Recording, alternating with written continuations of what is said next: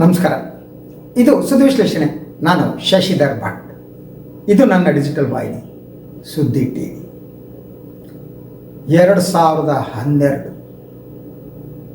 ಕಾಮುಕರ ಅತ್ಯಾಚಾರಕ್ಕೆ ಒಳಗಾದ ಆ ಹೆಣ್ಣು ಮಗಳು,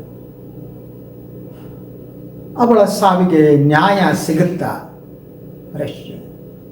ಈ ಪ್ರಕರಣವನ್ನು ಮುಚ್ಚಿ ಹಾಕಲಾಯಿತು, ಸತ್ಯದ ಸಮಾಧಿ ಆಯಿತು ಅಂದುಕೊಂಡ ಸಂದರ್ಭದಲ್ಲೇ ಇದ್ದಕ್ಕಿದ್ದ ಹಾಗೆ ಸತ್ಯ ಹೊರಗೆ ಬರುವ ಸಂದರ್ಭ. ಇದು ಆ ಹೆಣ್ಣು ಮಗಳ ಶಕ್ತಿನ, ಅಥವಾ ಆ ಹೆಣ್ಣು ಮಗಳಿಗೆ ಅವಳ ಸಾವಿಗೆ ನ್ಯಾಯ ಸಿಗಲಿ ಅಂತ ನಡೆದ ಹೋರಾಟ ಇದೆಯಲ್ಲ, ಆ ಹೋರಾಟದ ಶಕ್ತಿನ? ಹಾಗಿದ್ರೆ ಧರ್ಮಸ್ಥಳದಲ್ಲಿ ಮಂಜುನಾಥ ಮತ್ತು ಅಣ್ಣಪ್ಪ ದೇವರು ಇದ್ದಾರ? ಅವರು ಕಣ್ಬಿಟ್ರ? ಸೊ ಇಂಥ ಹಲವು ಪ್ರಶ್ನೆಗಳು. ಇದಕ್ಕೆ ಕಾರಣ ನಿನ್ನೆ ಸುಪ್ರೀಂ ಕೋರ್ಟ್ನಲ್ಲಿ ನ್ಯಾಯಾಲಯ ನೀಡಿದ ಒಂದು ಮಹತ್ತರ ತೀರ್ಪು. ಅದೇನು ಅಂತಂದರೆ, ಸೌಜನ್ಯ ಅತ್ಯಾಚಾರ ಮತ್ತು ಹತ್ಯಾ ಪ್ರಕರಣ ಇದೆಯಲ್ಲ, ಅದರ ಮರು ತನಿಖೆ ನಡೆಯುವ ಆಶಾವಾದ ಮೂಡಿದೆ. ಸುಪ್ರೀಂ ಕೋರ್ಟ್ ಮಾಡಿರುವ ಅಬ್ಸರ್ವೇಷನ್ಗಳಿವೆ, ಅದು ಇಡೀ ಪ್ರಕರಣವನ್ನು ಮುಚ್ಚು ಹಾಕುವುದಕ್ಕೆ ನಡೆದಂಥ ಬಹುದೊಡ್ಡ ಷಡ್ಯಂತರವನ್ನು ಬಯಲುಗೊಳಿಸಿದೆ. ಸೊ ಈ ಸುಪ್ರೀಂ ಕೋರ್ಟ್ನ ತೀರ್ಪು ಬಂದ ಮೇಲೆ ಈ ಪ್ರಕರಣ ತನಿಖೆ ನಡೆಸದಂಥ CID, ರಾಜ್ಯ ಪೊಲೀಸರು ಎಲ್ಲರೂ ತಲೆ ತಗ್ಗಿಸಬೇಕಾದಂಥ ಸ್ಥಿತಿ. ಹಾಗಿದ್ರೆ ನಿನ್ನೆ ಏನಾಯಿತು ಸುಪ್ರೀಂ ಕೋರ್ಟ್ನಲ್ಲಿ? ಮೊದಲು ಅದನ್ನೇ ಹೇಳ್ತೀನಿ. ಸೊ 2012 ಸೌಜನ್ಯ ಅತ್ಯಾಚಾರ ಮತ್ತು ಕೊಲೆ ಪ್ರಕರಣ ಏನಿದೆ, ಅದು 22ರಂದು ಸುಪ್ರೀಂ ಕೋರ್ಟ್ ಮಹತ್ವದ ವಿಚಾರಣೆಯನ್ನು ನಡೆಸಿತು. ಅದು ಸೌಜನ್ಯ ಅವರ ತಾಯಿ ಸಲ್ಲಿಸಿದ PLA ಅಂದರೆ ಪಬ್ಲಿಕ್ ಇಂಟ್ರೆಸ್ಟ್ ಲಿಟಿಗೇಷನ್ ಅರ್ಜಿ ಆಯಿತು, ಕುಸುಮಾವತಿ ಅವರದ್ದು.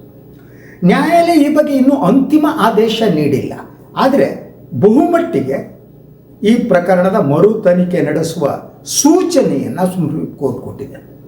ಅಷ್ಟೇ ಅಲ್ಲ, ಸೊ ಅವರ ಅಬ್ಸರ್ವೇಷನ್ಗಳು, ಅದನ್ನು ಹೇಳೋಕ್ಕಿಂತ ಮೊದಲು ಈ ಪ್ರಕರಣದ ಹಿನ್ನೆಲೆಯನ್ನು ತಿಳಿಸ್ಬಿಡ್ತೀನಿ. ಯಾರಾದರೂ ಈ ಪ್ರಕರಣ ಗೊತ್ತಿಲ್ಲದಿದ್ದರೆ ಅವ್ರಿಗೆ ಕೆಲವು ಹಿನ್ನೆಲೆಯನ್ನು ಕೊಟ್ಬಿಡೋದು ಒಳ್ಳೆಯದು. 2012 ಅಕ್ಟೋಬರ್ನಲ್ಲಿ ದಕ್ಷಿಣ ಕನ್ನಡ ಜಿಲ್ಲೆ ಧರ್ಮಸ್ಥಳದಲ್ಲಿ ಅಲ್ಲಿ 17 ವರ್ಷದ ವಿದ್ಯಾರ್ಥಿನಿ ಸೌಜನ್ಯ ಅನ್ನುವವಳ ಮೇಲೆ ಅತ್ಯಾಚಾರ ನಡೆದು ಹತ್ಯೆ ನಡೆಸಲಾಗಿತ್ತು. ಆರಂಭದಲ್ಲಿ ರಾಜ್ಯ CID ಏನಿದೆ ಅದು ಈ ಬಗ್ಗೆ ತನಿಖೆ ನಡೆಸಿತು. ನಂತರ ಪ್ರಕರಣವನ್ನು CBIಗೆ ವರ್ಗಾಯಿಸಲಾಯಿತು. CBI ಸಂತೋಷ್ ರಾವ್ ವಿರುದ್ಧ ಆರೋಪ ಪಟ್ಟಿಯನ್ನು ಸಲ್ಲಿಸಿತು. 2023 ವಿಶೇಷ CBI ನ್ಯಾಯಾಲಯ ಸಾಕ್ಷ್ಯಗಳ ಕೊರತೆಯಿಂದ ಸಂತೋಷ್ ರಾವ್ ಅವರನ್ನು ಆರೋಪಿಯನ್ನು ಖುಲಾಸೆಗೊಳಿಸಿತು. ಹಾಗೆಯೇ ಆದರೆ ನ್ಯಾಯಾಲಯ ತನ್ನ ತೀರ್ಪಿನಲ್ಲಿ ನಿಜವಾದ ಆರೋಪಿಗಳು ಯಾರಿದ್ದಾರೆ ಅವರು ಬೇರೆಯವರಾಗಿರಬಹುದು ಅನ್ನುವ ಅನುಮಾನವನ್ನು ಕೂಡ ವ್ಯಕ್ತಪಡಿಸಿತ್ತು. ಸೊ ಇದು ಬಹಳ ಮುಖ್ಯವಾದ್ದು. ಇದು ಆದ ಮೇಲೆ ಸುಪ್ರೀಂ ಕೋರ್ಟ್ ಈ ಬಗ್ಗೆ ಏನು ಕುಸುಮಾವತಿಯವರು ಸಲ್ಲಿಸಿದ ಅರ್ಜಿಯನ್ನು ವಿಚಾರಣೆ ನಡೆಸಿದ ಕೋರ್ಟ್ ತನಿಖೆಯ ಬಗ್ಗೆ ಕೂಡ ತೀವ್ರ ರೂಪದ ಅಸಮಾಧಾನವನ್ನು ವ್ಯಕ್ತಪಡಿಸಿದೆ. ಸೌಜನ್ಯ ತಾಯಿ ಕುಸುಮಾವತಿ ಅವರ ನೋವಿದೆಯಲ್ಲ, ಆ ನೋವಿಗೆ ಕುಸುಮಾವತಿ ನೋವು ಮಾತ್ರ ಅಲ್ಲ, ನ್ಯಾಯದ ಪರವಾಗಿ ಇರುವವರ ಇದಾರಲ್ಲ, ಎಲ್ಲರ ಕಣ್ಣಲ್ಲೂ ಕೂಡ ನೀರು ಬರುವಂಥದ್ದು. ನ್ಯಾಯ ದೇವತೆಗೆ ಕಣ್ಣಿಗೆ ಪಟ್ಟಿ ಕಟ್ಟಿರ್ತಾರಲ್ಲ, ಆ ಪಟ್ಟಿ ಅದರ ಅರ್ಥ ಏನು ಅಂತ ಪ್ರಶ್ನಿಸಬೇಕಾದಂಥದ್ದು. ಸೊ ನ್ಯಾಯಾಲಯ ಇದ್ರ ಬಗ್ಗೆ ದಟ್ ಬಹಳ ಮುಖ್ಯವಾದ ಅಬ್ಸರ್ವೇಷನ್ ಮಾಡಿತು. ಈ 14 ವರ್ಷ ಆಯಿತು ಈ ಪ್ರಕರಣ, ಆದರೆ ಇನ್ನೂ ಯಾಕೆ ಸತ್ಯ ಹೊರಗೆ ಬಂದಿಲ್ಲ? ಇದು ಮೊದಲ ಪ್ರಶ್ನೆ. ಎರಡನೇದು, ತನಿಖೆಯ ಗುಣಮಟ್ಟದ ಬಗ್ಗೆ ಗಂಭೀರವಾದ ಆಕ್ಷೇಪವನ್ನು ಸುಪ್ರೀಂ ಕೋರ್ಟ್ ವ್ಯಕ್ತಪಡಿಸಿದೆ. ಅದರ ಒಂದೊಂದೇ ನಿನ್ನಿನ ಅಬ್ಸರ್ವೇಷನ್ ಇನ್ನೂ ಡಿಟೇಲ್ ಆಗಿದ್ದು ಬರಬೇಕು. ನೋಡಿದರೆ ಇಡೀ ಪ್ರಕರಣದಲ್ಲಿ ಸತ್ಯ ಹೊರಗೆ ಬರಬಾರದು ಅಂತಲೇ CBI CIDಗಳು ತನಿಖೆ ನಡೆಸ್ತು ಅನ್ನುವ ಅನುಮಾನವನ್ನು ವ್ಯಕ್ತಪಡಿಸುವಂತಿದೆ. ಸುಪ್ರೀಂ ಕೋರ್ಟ್ ಕೂಡ ಅದನ್ನೇ ಹೇಳಿದೆ. ಸೊ ಈ ಇಡೀ ಪ್ರಕರಣದ ತನಿಖೆ ಏನಿದೆ ಅನ್ನೋದನ್ನು ನ್ಯಾಯಾಲಯ ಪರಿಶೀಲಿಸಬೇಕಾದ ಅನಿವಾರ್ಯತೆ ಇದೆ ಅನ್ನುವ ಗಂಭೀರವಾದ ಅಬ್ಸರ್ವೇಷನ್ ಕೂಡ ಸುಪ್ರೀಂ ಕೋರ್ಟ್ ಮಾಡಿದೆ. ಹಾಗೆಯೇ CBI ಕೇಳಿದ 3-4 ಬಹಳ ಕಠಿಣವಾದ ಪ್ರಶ್ನೆಗಳಿವು, ಬಹಳ ಮುಖ್ಯವಾದ ಪ್ರಶ್ನೆಗಳು. ಅದೇನು?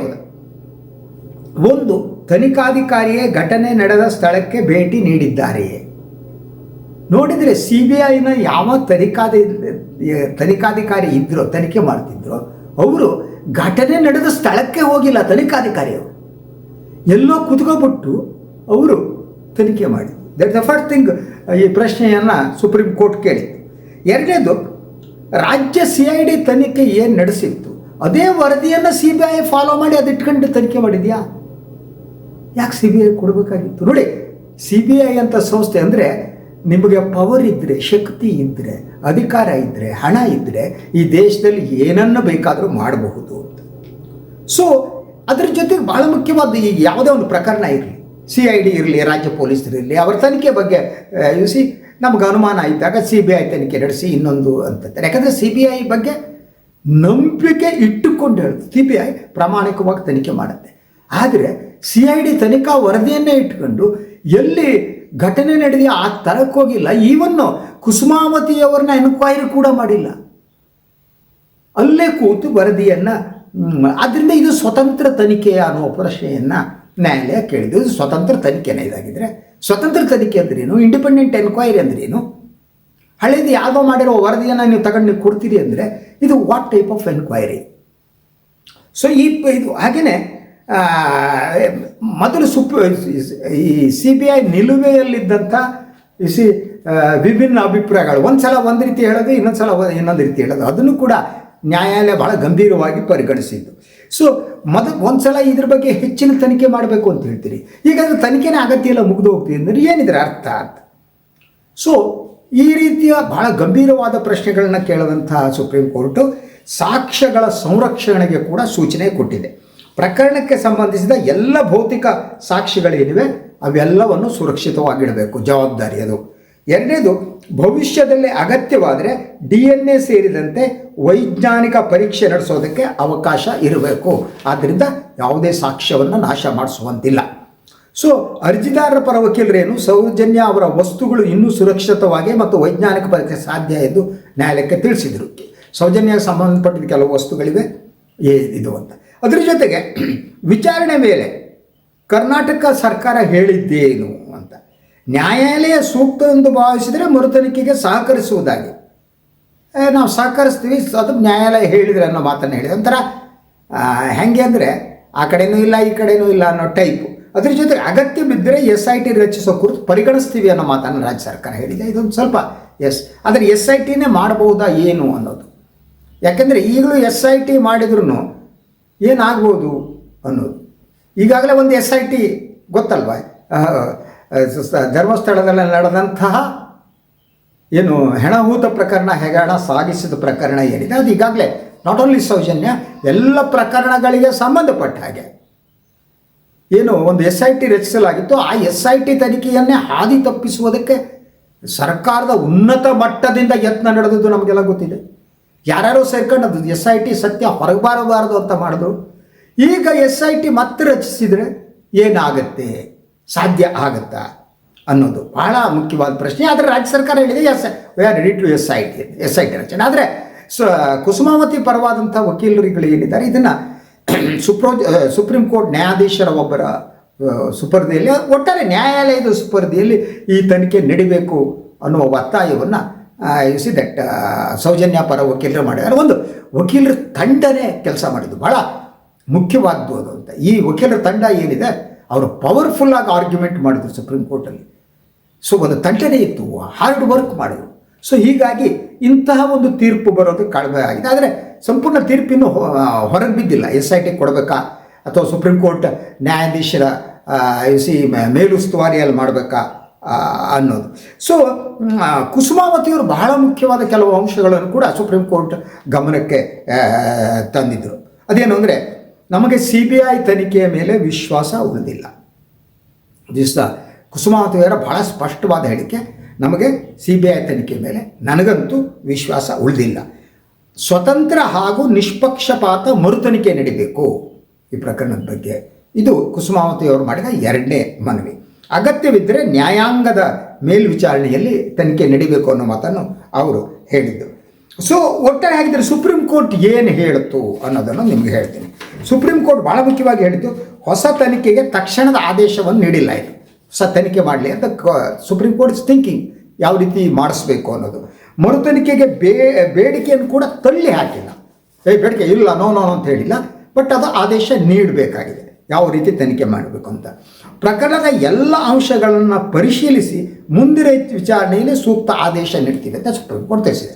ಅಂದರೆ ನೆಕ್ಸ್ಟ್ ವಿಚಾರಣೆಯಲ್ಲಿ ಇದಕ್ಕೆ ಸಂಬಂಧಪಟ್ಟಂತಹ ಆದೇಶ ಹೊರಗೆ ಬೀಳುತ್ತೆ. ತನಿಖೆ ಯಾರಿಂದ ಮಾಡಿಸ್ಬೇಕು ಅಂದರೆ ತನಿಖೆ ಇಲ್ಲ, ಮರು ತನಿಖೆಯನ್ನು ನಿರಾಕರಿಸಿಲ್ಲ. That is a major thing. ಹಾಗೆಯೇ ರಾಜ್ಯ ಸರ್ಕಾರ ಮತ್ತು ಸಂಬಂಧಪಟ್ಟವರಿಂದ ಮಾಹಿತಿ ಸಲ್ಲಿಸಬೇಕು ಅಂತ ಸೂಚನೆಯನ್ನು ಕೂಡ ಸುಪ್ರೀಂ ಕೋರ್ಟ್ ಕೊಟ್ಟಿದೆ. ಹಾಗಿದ್ರೆ ಮುಂದಿನ ವಿಚಾರಣೆ ಸುಪ್ರೀಂ ಕೋರ್ಟ್ ಈ ವಿಷಯದ ಬಗ್ಗೆ ಯಾವುದ್ರ ಬಗ್ಗೆ ನಿರ್ಧಾರ ತೆಗೆದುಕೋಬಹುದು, ಇದು ಬಹಳ ಮುಖ್ಯವಾದ್ದು. ಒಂದು, ಹೊಸ SITಯನ್ನು ರಚಿಸಬೇಕೆ ಅನ್ನೋದ್ರ ಬಗ್ಗೆ ಸುಪ್ರೀಂ ಕೋರ್ಟ್ ತೀರ್ಮಾನ ತಗೋಬೇಕು. CBI ಮೂಲಕನೇ ಮರುತನಿಖೆ ಮಾಡಿಸ್ಬೇಕಾ? ಬಟ್ ಈಗಾಗಲೇ CBIಯನ್ನು ಜಾಡಿಸಿರೋದ್ರಿಂದ ಐ ಡೋಂಟ್ ಥಿಂಕ್ ಸೊ. ಆದರೆ CBIನ ವಿಶ್ವಾಸಾರ್ಹತೆಯನ್ನೇ ಸುಪ್ರೀಂ ಕೋರ್ಟ್ ಪ್ರಶ್ನಿಸಿದೆ ಇಂಡೈರೆಕ್ಟ್ಲಿ. ಆದ್ದರಿಂದ ಇದ್ರ ಬಗ್ಗೆ ಹೇಳೋದು ಕಷ್ಟ. ಇನ್ನು ನ್ಯಾಯಾಲಯದ ಮೇಲ್ವಿಚಾರಣೆಯನ್ನು ನಡೆಸಬೇಕಾ ಬೇಡವಾ ಅನ್ನುವ ಪ್ರಶ್ನೆ ಇದೆ. ಅದರ ಜೊತೆಗೆ ತನಿಖಾಧಿಕಾರಿಗಳ ವಿರುದ್ಧ, ಯಾಕೆಂದರೆ ಇಡೀ ಪ್ರಕರಣವನ್ನು ಮುಚ್ಚಿ ಹಾಕುವುದಕ್ಕೆ ಏನು ತನಿಖಾಧಿಕಾರಿಗಳು ಯತ್ನ ಮಾಡಿದ್ದಾರೆ ಅನ್ನುವ ಸಂಶಯ ಇದೆ. ಅದಕ್ಕೆ ಸಂಬಂಧಪಟ್ಟ ಯಾವುದಾದ್ರು ನಿರ್ದೇಶನ ನೀಡಬೇಕಾ ಅನ್ನೋದು. ಸೊ ಈ ಬಗ್ಗೆ ಈ ಅಂಶಗಳನ್ನಿಟ್ಕೊಂಡು ಸುಪ್ರೀಂ ಕೋರ್ಟ್ ಅಂತಿಮ ತೀರ್ಪನ್ನು ಕೊಡಬೇಕಾಗಿದೆ. ಇನ್ನು ನಿನ್ನೆ ವಿಚಾರಣೆ ಏನಿದೆ ಅಂದರೆ ಸೌಜನ್ಯ ಪ್ರಕರಣದ ಮಹತ್ವದ ತಿರುವಾಗಿ, ಯಾಕಿದು ಮಹತ್ವದ ತಿರುವು ಈ ಪ್ರಕರಣ ಅನ್ನೋದಕ್ಕೆ ಕೆಲವು ಪಾಯಿಂಟನ್ನು ಇಟ್ಕೊಂಡಿದ್ದೀನಿ. ಯಾಕಿದು ಇಂಪಾರ್ಟೆಂಟ್, ವಾಯ್? ಒಂದು, ತನಿಖೆಯ ಗುಣಮಟ್ಟದ ಬಗ್ಗೆ ಸುಪ್ರೀಂ ಕೋರ್ಟ್ ಮುಕ್ತ ನ್ಯಾಯಾಲಯದಲ್ಲಿ ಪ್ರಶ್ನೆ ಕೇಳಿದೆ. It's a major thing. ಎರಡನೇದು, ಮರುತನಿಖೆಯ ಬೇಡಿಕೆಯನ್ನು ಗಂಭೀರವಾಗಿ ಪರಿಗಣಿಸ್ತಾ ಇದೆ ನ್ಯಾಯಾಲಯ. ಆದ್ದರಿಂದ ಬಹಳ ಮುಖ್ಯವಾದ್ದು. ಇನ್ನು ಈ ಹಂತದಲ್ಲಿ ನ್ಯಾಯಾಲಯ ಯಾರನ್ನೂ ಅಪರಾಧಿ ಅಂತ ಘೋಷಿಸಿಲ್ಲ ಮತ್ತು ಹೊಸ ತನಿಖೆಗೆ ಅಂತಿಮ ಆದೇಶ ನೀಡಿಲ್ಲ. ಆದ್ದರಿಂದ ಅಂತಿಮ ತೀರ್ಪು ಅಥವಾ ತನಿಖೆಯ ದಿಕ್ಕು ಮುಂದಿನ ವಿಚಾರಣೆಯ ನಂತರ ಸ್ಪಷ್ಟ ಆಗುತ್ತೆ. ಅಂದರೆ ಏನು ಗೊತ್ತಾ, ಒಟ್ಟಾರೆಯಾಗಿ ಈ ಪ್ರಕರಣದ ಬಾಗಿಲನ್ನು ಮತ್ತೆ ಸುಪ್ರೀಂ ಕೋರ್ಟ್ ತೆರೆದಿದೆ.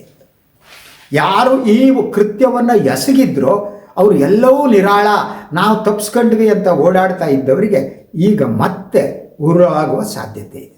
ಯಾಕಂದರೆ ಇದಕ್ಕೆ ಸಂಬಂಧಪಟ್ಟಂಥ ತನಿಖೆನೇ ಸರಿಯಾಗಿ ಆಗಿಲ್ಲ ಅನ್ನೋದು, ಸಾಕ್ಷಿಗಳನ್ನು ಸರಿಯಾಗಿ ವಿಚಾರಣೆ ಮಾಡಿಲ್ಲ, ಸಾಕ್ಷಿಗಳನ್ನು ಮಾತಾಡಿಸಲಿಲ್ಲ, ಅಂದರೆ ಮುಚ್ಚಾಕಬೇಕು ಅಂತಲೇ ತನಿಖೆ ನಡೆಸಿದ್ದಂಥದ್ದು. ಅದನ್ನು ನ್ಯಾಯಾಲಯ ಈಗ ಗಂಭೀರವಾಗಿ ಪರಿಗಣಿಸಿದೆ.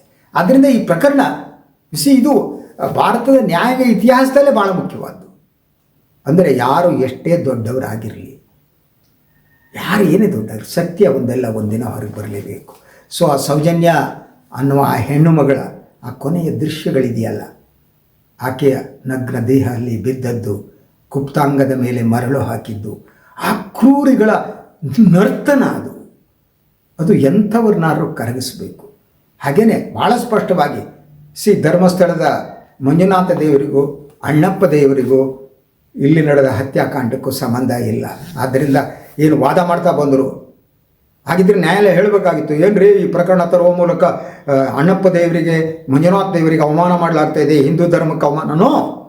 ಅದು ಯಾವುದೂ ಅಲ್ಲ, ಇದು ಕೇವಲ ಹತ್ಯಾಕಾಂಡ, ಹತ್ಯಾ ಪ್ರಕರಣ ಅನ್ನೋದನ್ನು ಸುಪ್ರೀಂ ಕೋರ್ಟ್ ಪರಿಗಣಿಸಿದೆ ಅಂತ. ಇದು ಆ ದೃಷ್ಟಿಯಿಂದ ಭಾಳ ಮಹತ್ವದ್ದು. ದೇವರಿಗೂ ಅಲ್ಲಿಯ ಕ್ಷೇತ್ರಕ್ಕೂ ಇನ್ಯಾವುದಕ್ಕೂ ಸಂಬಂಧ ಇಲ್ಲ. ಇದು ಕೇವಲ ಅತ್ಯಾಚಾರ ಮತ್ತು ಹತ್ಯಾ ಪ್ರಕರಣ ಅನ್ನೋದು, ಇದು ಕೂಡ ಬಹಳ ಮುಖ್ಯವಾದ ಒಂದು ಸ್ಟ್ಯಾಂಡ್ ಅಂತ ನನಗೆ ಅನಿಸುತ್ತೆ. ಆದ್ದರಿಂದ ಇದು ಮರು ತನಿಖೆ ನಡೆದರೆ, ರಾಜ್ಯ ಸರ್ಕಾರ ಇದರಲ್ಲಿ ಇಂಟರ್ಫಿಯರ್ ಆದಷ್ಟು ಕಡಿಮೆ ಮಾಡಿದರೆ, ಅಥವಾ ನ್ಯಾಯಾಲಯದ ಸುಪರ್ದಿಯಲ್ಲಿ ಈ ತನಿಖೆ ನಡೆದರೆ 2012ರಲ್ಲಿ ನಡೆದ ಈ ಪ್ರಕರಣದ ಹಿಂದಿನ ಕರಾಳ ಸತ್ಯಗಳು ಹೊರಗೆ ಬರ್ತವೆ. ಅದು ಹೊರಗೆ ಬರಬೇಕು ಅನ್ನೋದೇ ಎಲ್ಲರ ಆಶಯ. ನೋಡೋಣ ನೆಕ್ಸ್ಟ್ ಸುಪ್ರೀಂ ಕೋರ್ಟ್ ಏನು ಆದೇಶ ನೀಡುತ್ತೆ ನೋಡೋಣ. ಇದು ಇವತ್ತಿನ ಸುದ್ದಿ ವಿಶ್ಲೇಷಣೆ. ಇನ್ನೊಂದು ವಿಚಾರದಲ್ಲಿ ಮತ್ತೆ ಬರ್ತೀನಿ. ನಾನು ಲೈಕ್ ಮಾಡಿ, ಸಬ್ಸ್ಕ್ರೈಬ್ ಮಾಡಿ, ಬೆಲ್ ಐಕಾನ್ ಪ್ರೆಸ್ ಮಾಡೋಕ್ಕೆ ಮರಿಬೇಡಿ. ಹಾಗೆಯೇ ಸಾಧ್ಯ ಆದರೆ ಸಹಾಯ ಮಾಡಿ. ಸ್ವತಂತ್ರ ಪತ್ರಿಕೋದ್ಯಮವನ್ನು ಉಳಿಸಿ, ನನ್ನನ್ನು ಆಶೀರ್ವದಿಸಿ. ಎಲ್ಲರಿಗೂ ನಮಸ್ಕಾರ.